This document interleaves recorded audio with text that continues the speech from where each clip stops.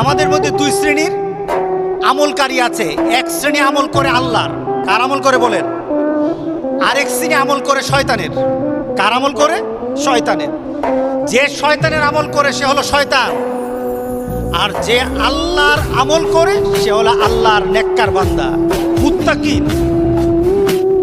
আল্লাহ সুবহানাহু ওয়া তাআলা আমাদেরকে জানিয়ে দিলেন যারা এই কাজগুলি করে তারা যে শয়তানের আমল করে। আল্লাহ সুবহানাহু ওয়া তাআলা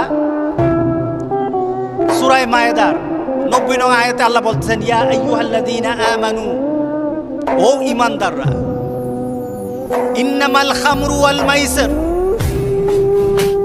জুয়া এবং মদ এবং জুয়া, ওয়াল আনসাব, প্রতিমা, ওয়াল আজলাম, ভাগ্য নির্ধারণের জন্য সারস অর্থাৎ তীর নিক্ষেপ করা, রিজসুম মিন আমালিশ শায়তান, এগুলি হলো শয়তানের অপবিত্র কাজ।